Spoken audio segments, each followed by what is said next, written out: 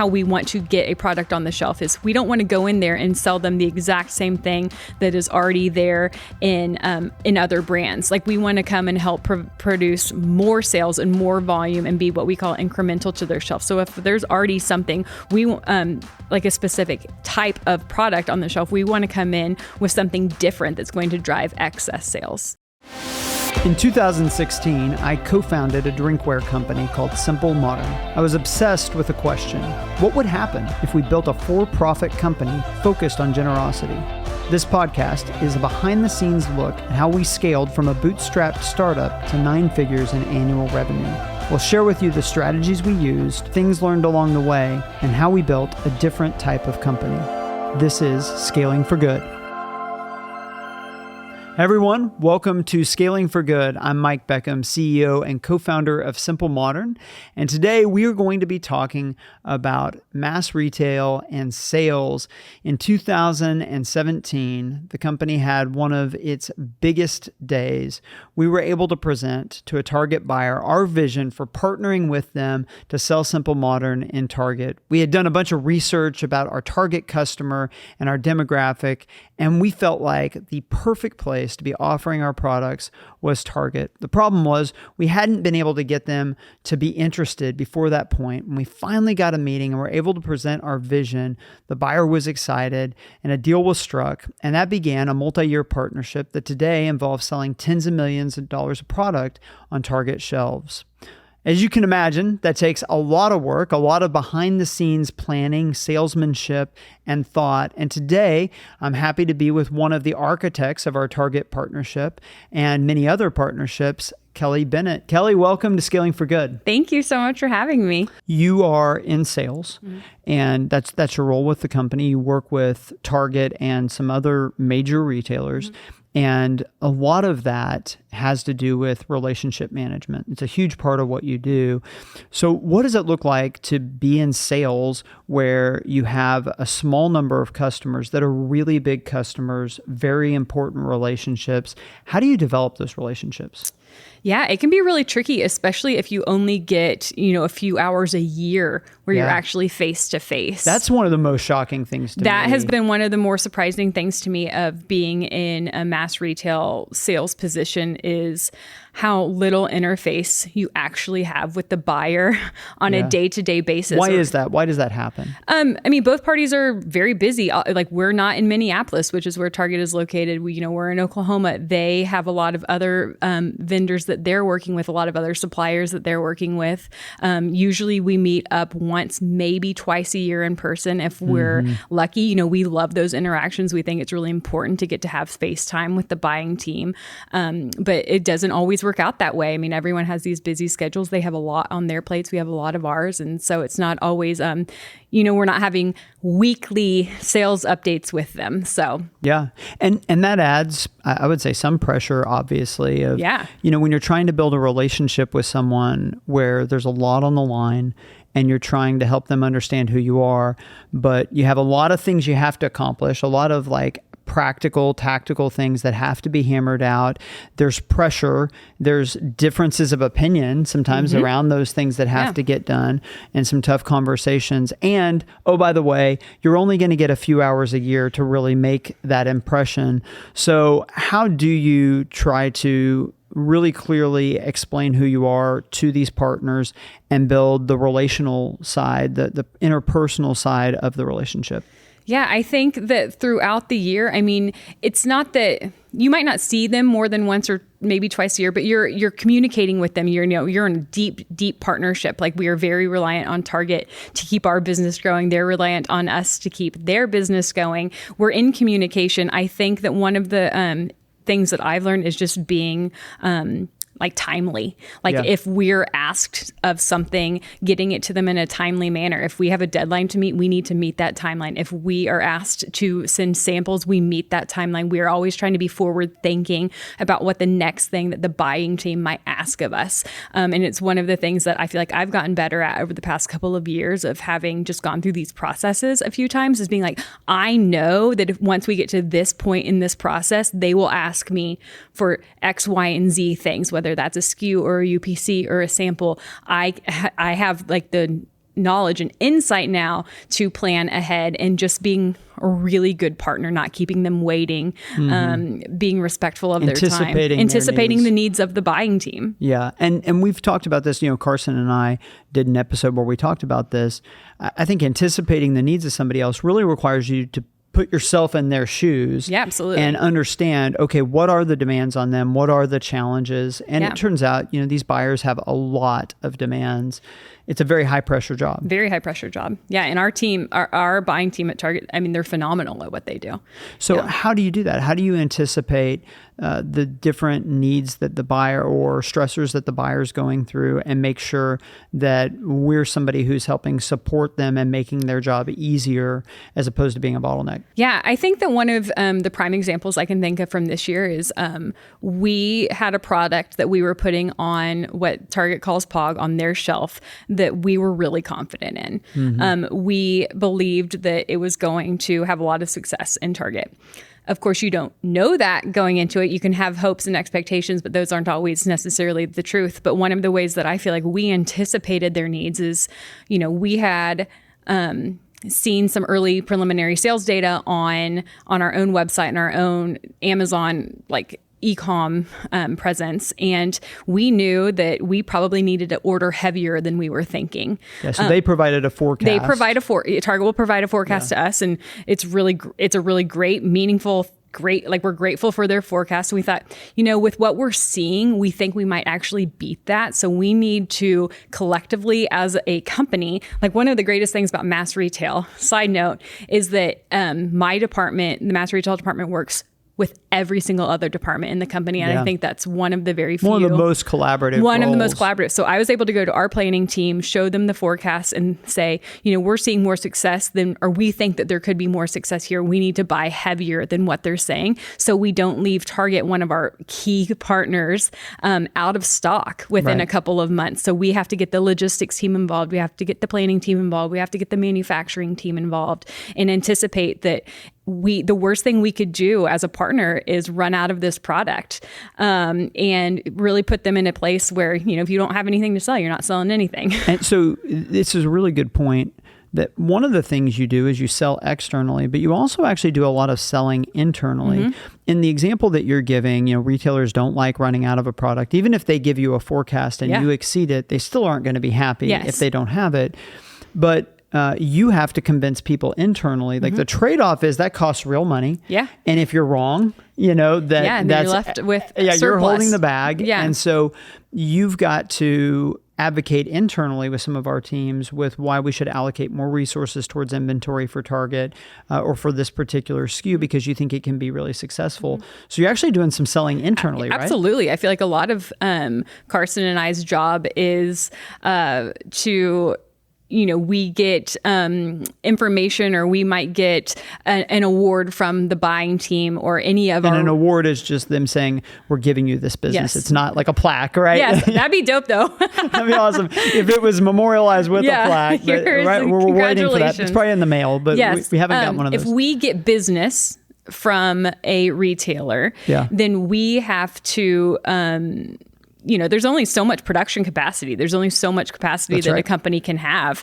And we have to go, Carson and I and other people on our team have to go and really push, hey, this is their deadline. It has to be in their stores or in their DCs by XYZ date. They are such an important partner to us. What can we do internally to kind of rearrange some production schedule to hit their deadline? We want to be a good partnership to them. We value partnership. How do we make this happen? And oftentimes that'll come in kind of rearranging a workflow of other things that are going on in the company because we think it's what's best for the overall company. Yeah. And one of the tensions that arises, obviously when you're working with any other big organization, they have their own calendar, they have their own set of priorities. And often that calendar or those priorities don't necessarily align with our calendar. And so there have definitely been situations, I think, in the past year where I know that people internally are saying, hey, we need this, we need this, we need this. And you're like, I don't have it yet. Yeah. Just yesterday, the planning team was on me. Hey, when are we going to get the the forecast for XYZ. When are we going to get this? And I have to say, I feel like I'm always playing this game of wait. How much time do we have? How much time do we have? Because there is a real timeline at hand. If we're supposed to have a product launch in a store in say March, but they haven't given us the finalization on whether or not that product is green or pink, at some point we have to make a decision or else it won't get here in time. You can't make it. I can't make it the day before. And I think that has been one of the also more not surprising, because it makes sense. I just hadn't ever thought about it until I got into this role, how far in advance you're thinking. Yeah. So let's talk through a calendar. Yeah. So, if in my mind, it's already 2025. Yeah, because you're actually making decisions that are going to impact. Yeah. So we'll talk through the line review process. Let's actually do that. Let's actually deconstruct for everybody listening, because mass retail is super opaque. Yep. Everyone's different. Everybody's different. And if you don't have some kind of background in it, you know that things are on the shelf and that ostensibly those come from suppliers like us. Yeah. Or like a fairy brings them. Exactly. It's like, but outside of that, there's no insight into the process. I remember when we first were starting the company and I wanted to sell some of our product to Walmart and Target, I really had no idea even where to start. So we'll walk through that process of how does a brand get their item on the shelf, because I think it's I did a thread about this on Twitter, and I really practically walked through it, and it was one of my most popular things I've shared, simply because there's just not many resources. Yeah, and there are so many businesses out there that would love a shot at having a meeting with the Targets and Walmarts and Sam's and Costco's of the world. And let's start here. When is a brand ready to start thinking about selling their product in big time physical retail? I think when they can produce it to scale. Okay, so part of it is you have the production, the order quantities. Yeah. You've got to be able to hit pretty big numbers and do it really reliably. Yeah, I think like an easy answer to that, and just of course the general obvious answer would be when you have a product that has mass appeal. Yeah. But I think that's kind of the obvious choice of the answer. I think that you could have made the best product in the world, but if you don't have a team of people behind you that can execute on getting it into millions of people's hands, then you don't have a product that deserves to be in a mass retail store. It's easy to gloss over this point, but we really shouldn't. Like the machine, like everybody gets the benefits of the machine that we live in, like in modern society, but very few people know all of the gears and levers that are kind of hidden, as you said, behind the curtain. And there's a lot. It is miraculous in many ways, the way that the modern supply chain works and how these stores keep things on shelves. But not surprisingly, that takes a lot of moving things around in the physical world, a lot of hard work from a lot of different people in order to be able to pull it off.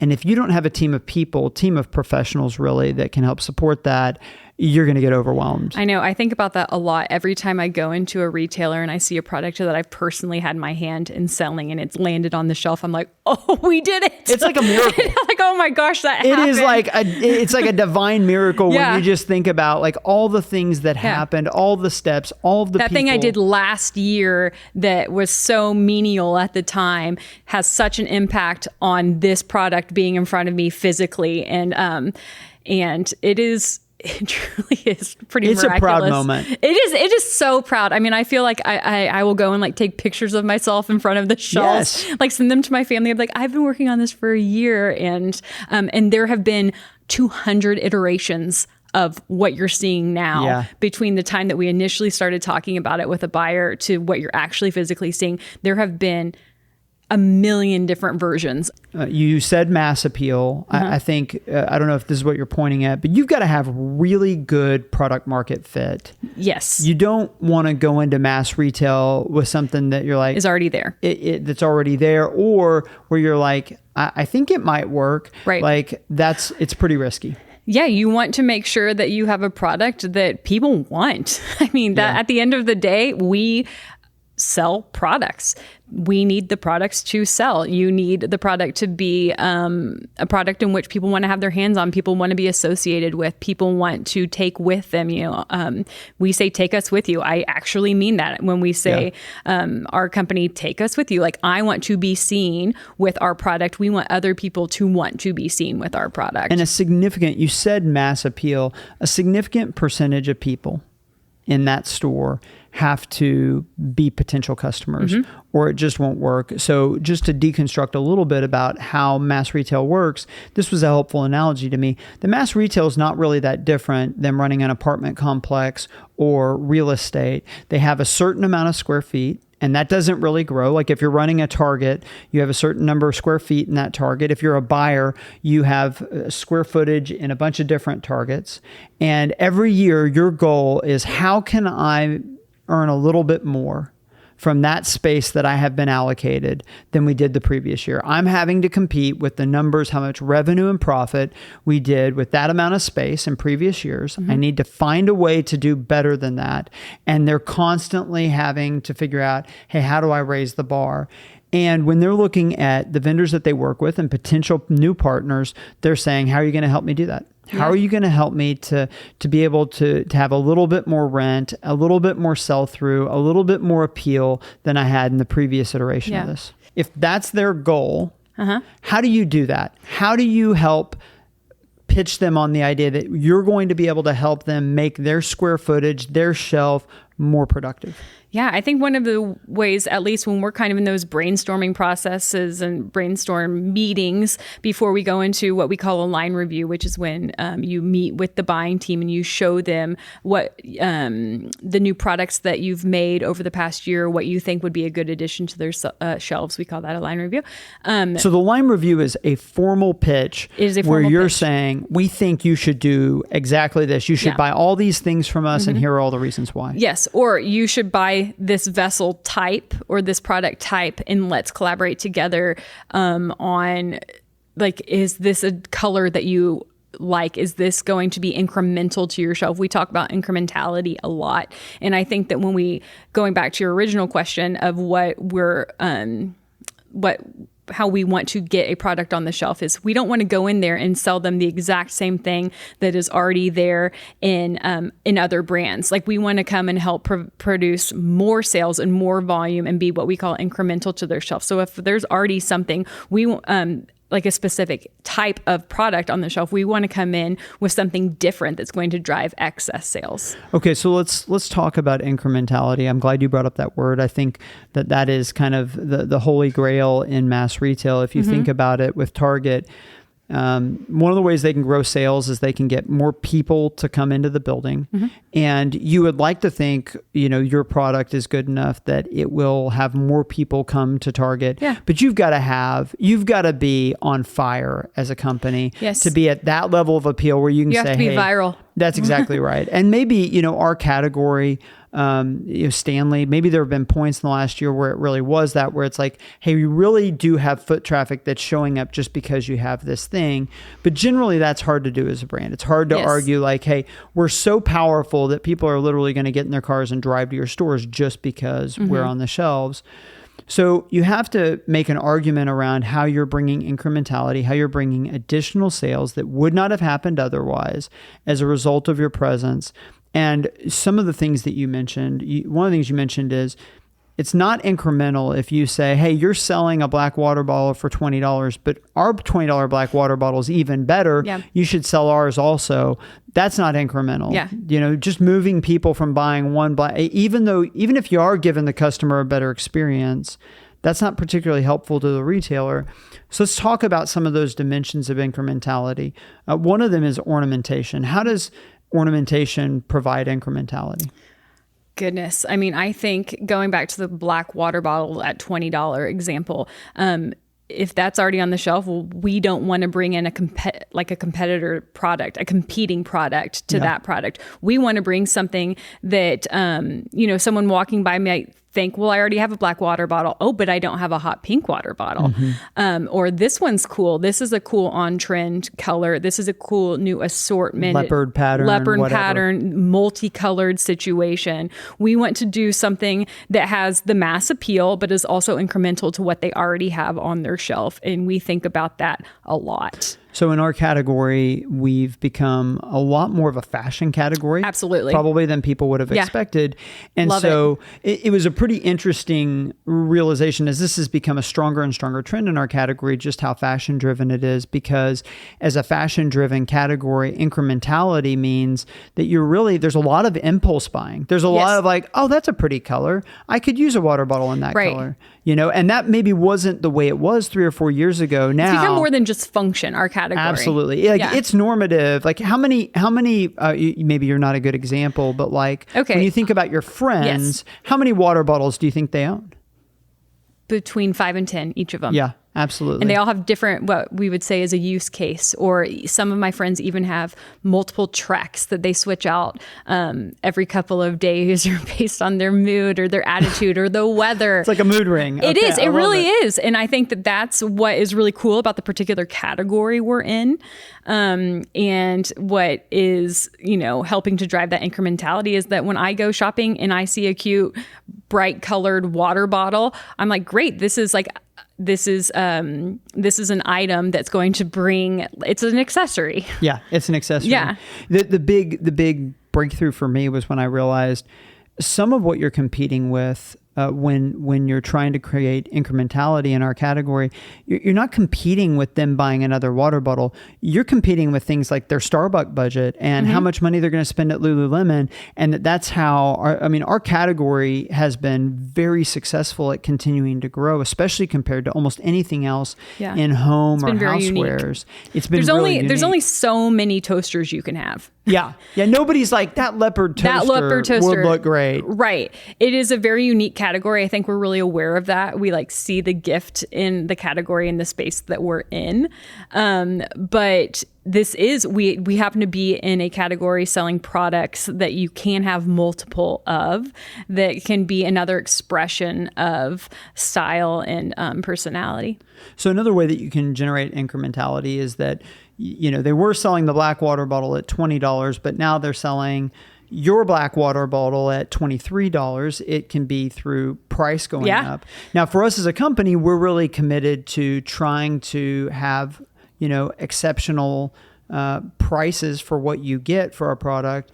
But there have been points where our prices have created incrementality. How do we think about that? How do you create incrementality through pricing? When I think about creating incrementality through pricing, I think that you can't just charge more for the same product. Yeah, that's a losing formula. That's a losing formula. You have to provide a different value in order to have a more expensive product, because there are different types of consumers. There's different types of shoppers. People are on different budgets. So they might come in looking for the $10 item or the $20 item, or they might say like, oh, this is a use case. I'm willing to spend $30 on this product or even more. And so I think that you can't just have this attitude, well, I'm going to go in there, make the same thing and charge more. Like you have to constantly be forward thinking with your production or your product development team. Like, how are we going to add more? Yeah. How do we make a better lid? How do we make it people better? Want to pay more for? Yeah. How do we drive more sales by having a better item to sell? That there's actually more value. Because that's a thing for us as a company is that we always want to feel like when people buy our products, their experience, the kind of emotional, gut reaction they have is, man, I got more than I paid for. And so sometimes there's tension there where the retailer, they want people to have a good experience, but they need to hit their numbers. They need to hit their comps. And we want to help them accomplish their goals, but not ever at the expense of the customer having a good experience. That's bad for our brand. Yes. That's bad. Really, it's bad for the retailer. It's bad for everybody when the customer starts to feel like, man, I bought this, but I did not get very good value out of that purchase. And a lot of the places that we sell, like Target's slogan is expect more, pay less, right? Where it's all about, hey, getting more than you felt like you paid for. So to your point, we've got to find ways that how can you make it more normative to buy a water bottle for $23 or $25? And that's going to require finding a way to make it more valuable. Yeah. And the way we get there, I think, is we talk to customers a lot. We look at data on how customers are spending money, and we talk to them and ask ourselves the question of, hey, how do we make a bottle that is an unbelievable value at $25? Yeah. I mean, this is the only water bottle company I've ever worked for, but I can't imagine, I can't imagine other companies value data and customer feedback, quite like Simple Modern values data and customer feedback. And we really try and utilize both of those tools to create the best product for our customer. Today's episode is brought to you by the Bluebird Group. Years ago, we wanted to break into mass retail, and we thought Target would be the ideal place for our products. Our problem? We knew nothing about selling into mass retail. We emailed the buyer with no response. We could not find a way in. That was when we were introduced to experts at the Bluebird Group. The Bluebird Group is an organization of professionals who've spent their career working inside of and selling into the biggest retailers in the world. They help clients successfully sell into Target, Best Buy, Walmart, Amazon, and Costco. Through our relationship with the Bluebird Group, we were able to get in front of decision makers and deliver a compelling vision about how we could partner together with Target. Over the last 6 years, Bluebird has helped us to grow our business every step of the way. They've helped us with everything from administrative details to developing new partnerships to fine-tuning our omni-channel strategy. We've been able to grow the business to tens of millions in annual sales as a result of their coaching and their partnership. It's easy for me to advocate for Bluebird and everything they've done for us at Simple Modern. One of the final ways that you can create incrementality that was a huge part of our pitch, this even predates you, when we initially sold into Target, was if you look at the demographics of who shops at Target, it's very similar to Amazon. In fact, it's female heavy and 25 to 45. And our argument to Target was your customer is our customer. Yeah. And they are already buying our product. They're just buying it on Amazon. Mm-hmm. And if you're not offering it on your shelves, then you are really probably losing customers to Amazon every day that would be buying more in your store. They're just buying a little bit less. You can't see it, but they're buying less than they would. And then they're just going home and buying our product from their phone or from their computer. Don't you want to be represented? And so sometimes being able to show retailers how online data is pointing towards trends or, there's this term challenger brands or digitally native brands. There's been a lot of success retailers have had in finding incrementality. I mean, one of the perfect examples is the natural deodorant space with things like Native. There's these companies that started online and grew a following and really normalized deodorant being $10 a stick and not $2 a stick. And then the mass retailers were able to see, okay, we're losing market share and we should bring this in. Like there's a demand there. We might as well have a piece of the demand. Yeah, everybody needs deodorant. Yeah. And it's been kind of a tipping point and a huge win in mass retail. So sometimes as a more digitally native brand, we're able to kind of say, hey, we actually see a trend that you can't even see yet in your data because we're seeing it in online data, which is usually ahead of physical retail data. Would you agree with that? Yes. Yeah. Yes. And I think that we use a lot of that data, a lot of the digital data that we get to help us benefit our physical brick and mortar retailers. Yeah. I feel like that was one of the bigger value propositions that we could offer is that we just had more insight because we were getting data from places that they weren't. Yes. And that we were testing a lot of stuff. And retailers have come to know that about us. Like even just this morning, I got an email from one of our major buyers that we work with and said, hey, what trends are you guys seeing with products that you've rolled out digitally? Yeah. Where are you seeing is like a larger ounce capacity still trending in a specific way? Are you seeing solids or patterns trending for kids? Right. And it's really great because we have the ability to utilize that data and have a more, I think, like educated proposals for our buyers. Yeah. And as a omni-channel retailer, we actually have data coming from different places so many that have a really different point of view, so we can say, well, here's what we're seeing kind of more in physical retail, and here's what we're seeing over here in digital, and here's what's happening on our website. And so kind of overall, maybe we see this trend. But yeah, I think that is a huge deal. Our willingness to test has really played in our favor. Another thing that and willingness to fail. Absolutely. Yeah. Willingness to create an ornamentation or even a product that you're like, oh, that didn't have the legs that we thought it would. And that actually matters in store too. It matters because so much. Not everything you try with a buyer is going to work. Nope. right?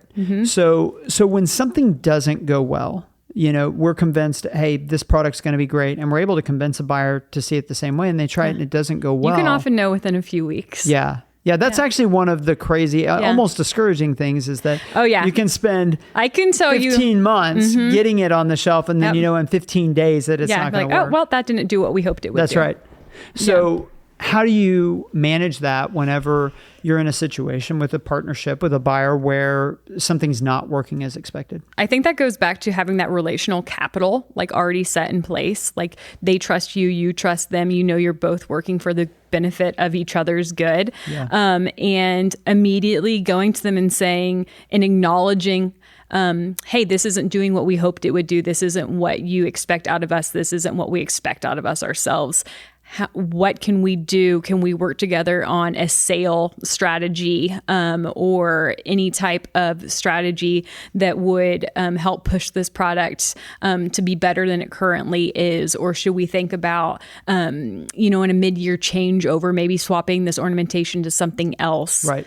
So maybe we offer, hey, we're willing to find another use for this inventory to allow you to not and that's that partnership. Keep your whole commitment. Yeah. And I think that's probably the trade-off that's worth because there have been here. Other times within the company where we might be really heavy on a product and it would not be beneficial to Simple Modern to say, hey, this is not doing well. We're going to pull it or we're going to offer to change this. Yeah. But we have, because we know it's for the benefit of the relationship and for the benefit of the relationship and the brand long-term to say, we're willing to take on this additional inventory because this product didn't do as well as we expected.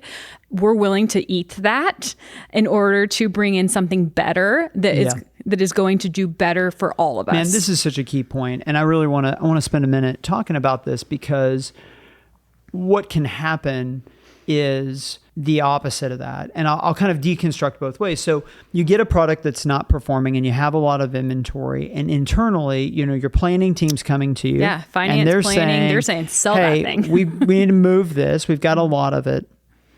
Your partner at the retailer is saying, hey, this isn't very good. This isn't going well for me. And you're trying to figure out, okay, what do I do? And really the right answer is probably that product didn't have product market fit for whatever reason. Sometimes it's just price and there's a way to change price, but usually it's more than that. Usually it's like, hey, we just missed, nobody wanted zebra this year and we thought zebra was going to be awesome or whatever the case is. But so the answer usually from the retailer perspective is as quickly as possible, you stop selling that thing and you start selling something else. But internally, all the pressure is to keep selling that thing because you've got a ton of it. Well, your money's stored up in its Target inventory. might hate zebra, but we've got 50,000 of these zebra tumblers. What are we going to do with them, Kelley? And I think that's the trade-off that you're referencing that really matters is that often when things don't go well, there's some real financial pain you have to take in order to do what's best for the retailer. And also in order to set yourself up the best for future success and build the trust that you're talking about.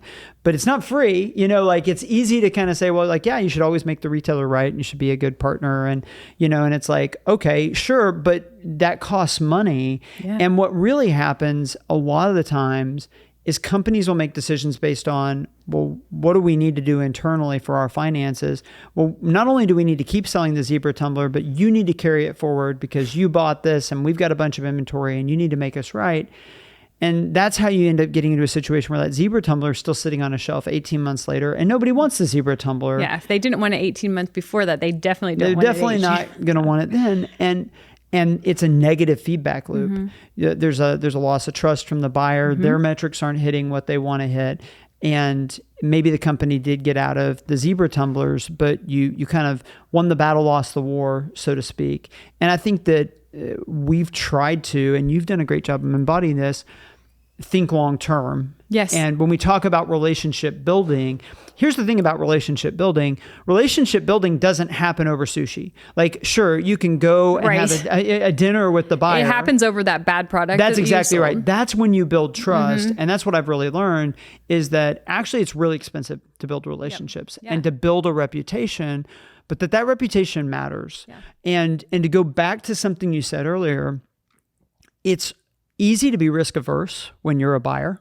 It's easy to just say, I'm going to take the safe decision here, because I don't know what happens to me if this goes badly, right? Mm-hmm. And I don't know how this partner is going to react. But if you build trust and a reputation that if things don't go well, that you're going to be there and you're going to help make things right, you actually create kind of a safety net where the buyer is willing to take more risks. And the reason why I think that's so important, and you've done a really good job of this with Target, is that all of the outperformance happens when you're willing to think outside the mold. Yeah. You know, when you're like, hey, this is crazy. You don't have a single leopard thing on your shelf. What if we did leopard? Yeah. We did that at Target this year. Or a licensed adult Disney product. Exactly. Yeah. That's a great example. So tell that story.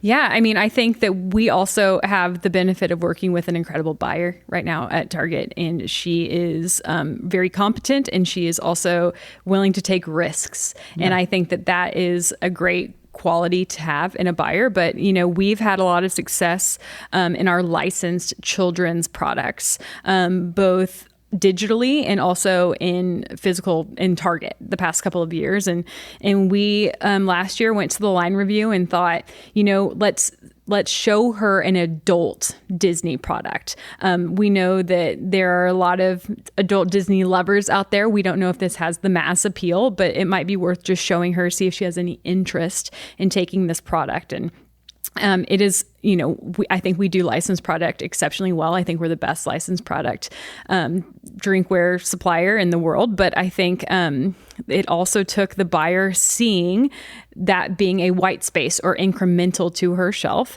And, you know, when we got the business award, when they said this is which of your products that we are thinking of taking, we were thrilled to see that she was taking a risk on that adult Disney product. We had no data to show that this would do well in a physical retail environment. So there was a part of me, if I'm being very honest, that once I saw the award and I saw that she was taking it full chain, meaning she's putting it in all of her Targets, all of her Targets. Yep. Not just a few test stores. Right. I'd be lying if I said I wasn't terribly nervous, because I was like, oh no, this could It was a classic, you know, boom or bust. Yeah. I was like, this is either going to hit or it's going to sink. And it's probably not going to be a middle of the road product. It's either going to do very well or it's not going to do well at all. And we internally were just like, oh gosh, like we'll see how this goes. We might be asking to pull this immediately. And I think that in my career, I know it's only at Simple Modern, I know it's only been a little over 2 years, but that has been one of the biggest surprises of items I've specifically had my hand in selling, this immediate success of that product. I mean, we were beating forecasts like 4x. Yeah. And it was thrilling. And you know what happened? The buyer immediately called and said, what are we going to do about more adult licensed Disney product? What else can we do? And that really took a lot of risk on our side. And it really took a lot of guts on our buying side. On the buying side. And really building that trust that we had built with her on how successful our kids' Disney products had done, and saying, yeah, I'm willing to take a risk on this because I know you guys have delivered in other areas. I'm willing to see if you can deliver again. And boy, did we. And especially in the context, in 2022, Target had massive supply chain issues and was really heavy on inventory in a bunch of places. And so it would have been, again, the path of least resistance is I'm going to be safe. I'm not going to get into any kind of risky position where I might get heavy on inventory again.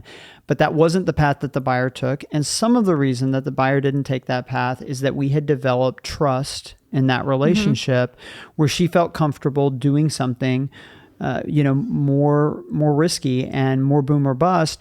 And as a result, it opened up this whole kind of vector of incrementality. Like now that you see it and you see the numbers, it's easy to understand why it's incremental. If you want a Minnie Mouse water bottle, that's a pretty specific thing. You're probably not buying a black water bottle. Yeah. You know, you're hitting a different customer. You're drawing a new customer into the aisle. But like you said, it could have just as easily gone the other way and been a zebra situation where it's like, okay, Minnie Mouse didn't work. Yeah. You know, we're going to to get out of this position and get something else on in its place. So one of the things that we do is we work with an external partner to sell into Target. And I wanted to talk about this a little bit because for most brands, that's actually going to be how they get into and sell into a mass retail situation. We work with Bluebird Group, which has been a huge partner. They're based out of Minneapolis, and they've really been there every step of the way as we've grown. What are the things that we do in-house versus the things that we do out of house and lean on Bluebird to do? How do they help us to sell into physical retail? Yes. I mean, I think we love our relationship with the Bluebird Group. I mean, they are a great liaison between us and Target. And I think that they are so capable and so competent in what they do. A lot of them have previous Target buying experience. Yeah, there's a lot of former buyers. There's a lot of former buyers. Transition over to like the broker side after a while. Exactly. So they know a lot of the ins and outs of the way Target business works, how a buyer thinks, what a buyer is looking for, what kind of metrics they're hoping to hit, what the line review process looks like, how early you need samples, how just the entire process. Bluebird is there holding our hands every step of the way. We're doing the work. They're just there to help us relay what we're pitching and the data that we're presenting and the items that we're showing, helping us kind of be the liaison between showing it to the buyer and our team. Yeah, one of the things that I've noticed, and this happens in any organization, is that you have, kind of common language, a way that you talk about things. And that is certainly true in every organization. It's true in Target. It's true in Walmart. It's true with Amazon. And sometimes it's been as simple as them helping us understand how to communicate a message. Speak their language. In their language and in a way that resonates. Yeah. Other times, it's helping us to understand what the buyer's goals and constraints might be. Something that we think might not, be that big of an ask of a buyer. It would take an act of Congress. Whereas other times, something that seems like a big deal, they will say, well, no, actually, the buyer can do that. They have the authority to help you in these ways. That you should ask for that.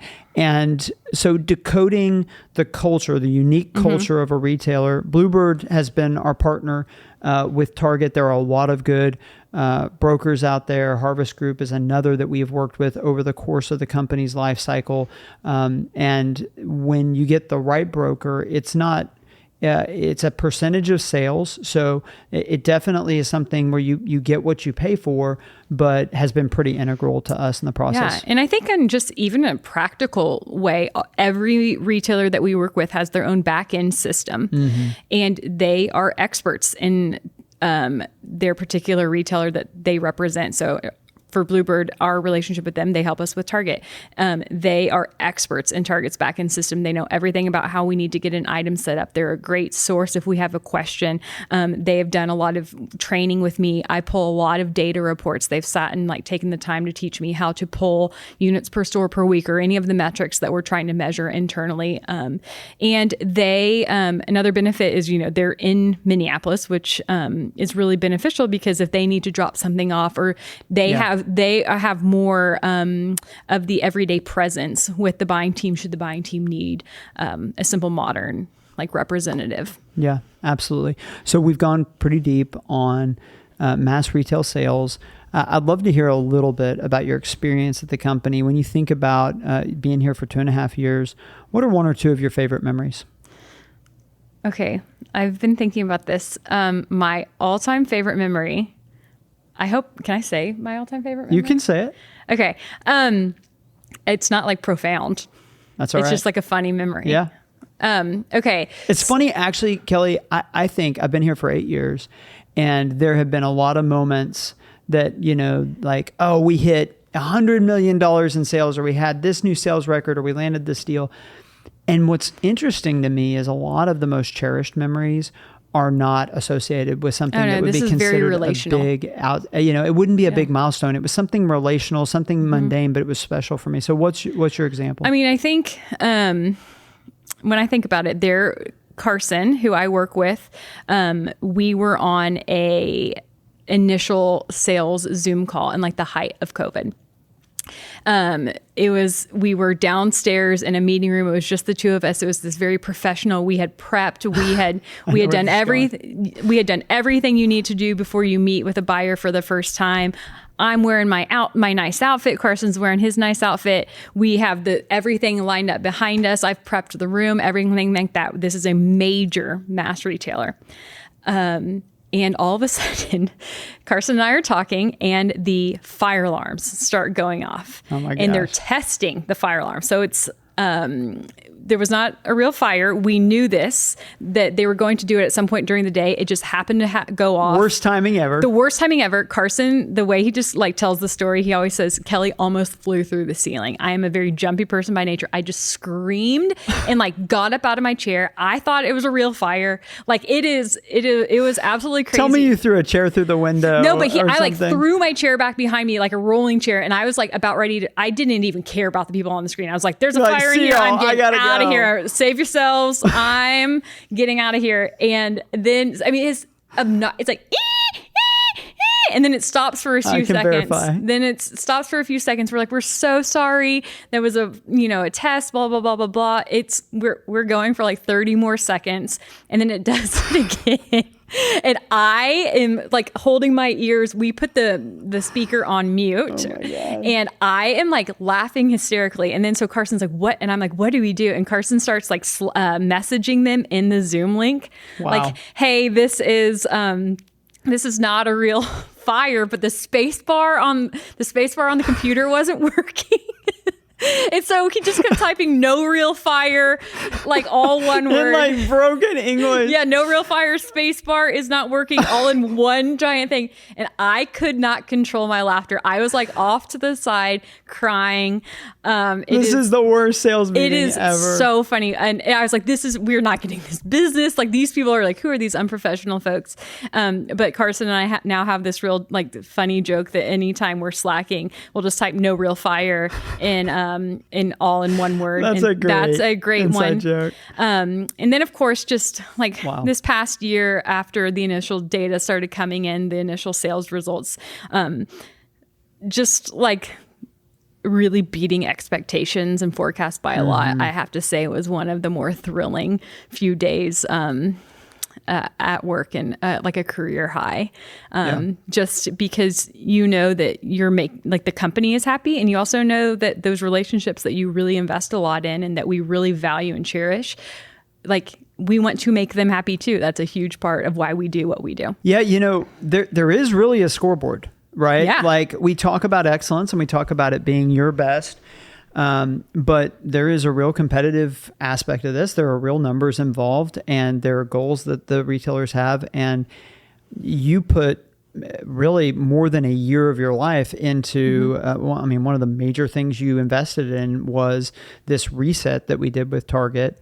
And you wait and you wait and you pour all of this time in. And then there is a very real moment of how's this going to go? And this year has been incredibly exciting when you see the payoff of all that work. And one of the things that's been cool is it's not just been, hey, people aren't buying other brands, they're buying us.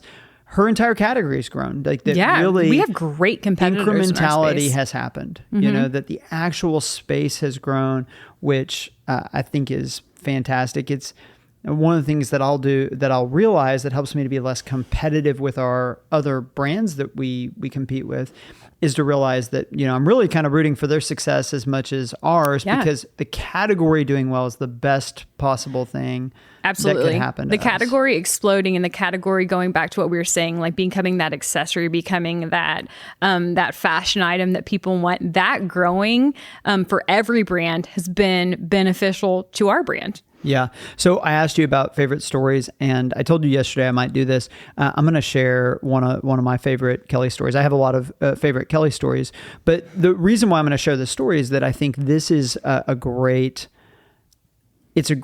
culture story. And over the years, there have been a few moments that have happened in the company where I thought, man, that really embodies different culture, special culture. And in some ways, what you hope as a leader to do is create a culture where you're not controlling it anymore. It's happening organically. It's bubbling up, and then you're kind of seeing the effect of it. And there's a lot of excitement and pride when you see that happening. And so we had a company all hands meeting about a month ago. And usually at these meetings, it was a lunch. I give a talk. And my talk was really about humility and us staying focused even as the company's being successful. But one of the things I wanted to do is really shout out to all the departments in the company, because I feel like everybody's been executing well. That's why we're winning.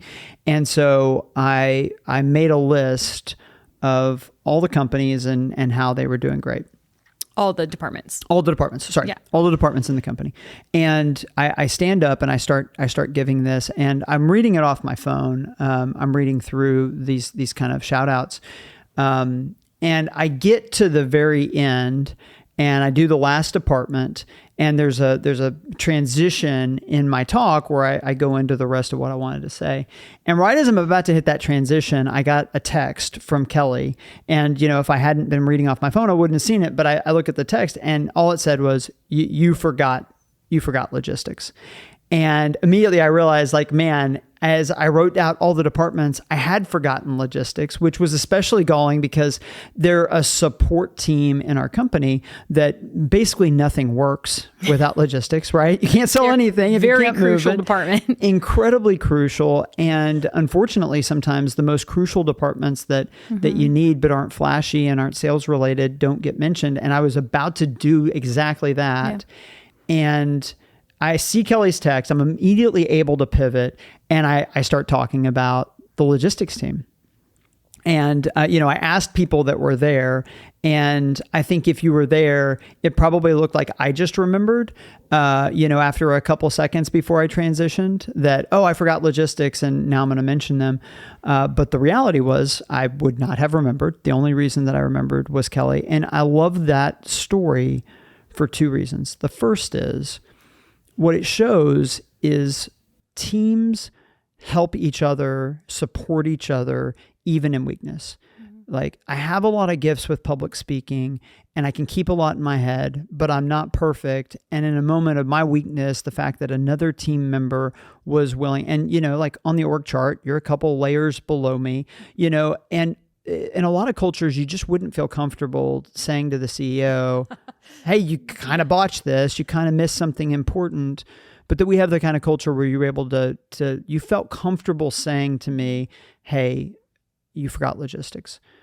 But another piece of it that I love is for you to even notice that I forgot logistics means that as I was talking, you were listening and you were paying attention to all the people that I had mentioned, and that you noticed I probably, how many departments did I hit? 12, 14. I don't know, whatever the number is. I talked to a lot of different groups. Like, you actually were tracking, hey, did everybody in the room get recognized? And the fact that you actually even noticed that they didn't showed a self-awareness. The way that most people would listen to something like that talk is basically, I'm just waiting for the good thing about me to be said. It's all just noise until my department gets recognized. And that's kind of what I'm waiting for. But you were actually paying attention to the recognition for everybody. You were actually able to hear a group that was omitted. That's what great teams look like. And that's how they function. It's not that the leaders always get it right. It's that as a group, they support each other. And even in weakness, they help each other to succeed. And it's that they're not just focused on self. They really are in it for their teammates. And I thought in that one moment, you captured both of those things. And I found myself just feeling so privileged that I get to work in an environment where that kind of thought process has been able to take root and grow, because that is really rare. So, Kelley, thanks for joining me. I think you did a great job of demystifying something that not many people know anything about, and that you do very well. And I appreciate having you on the podcast today. Thank you so much. That's all for today's episode of Scaling for Good. Thanks for being with us.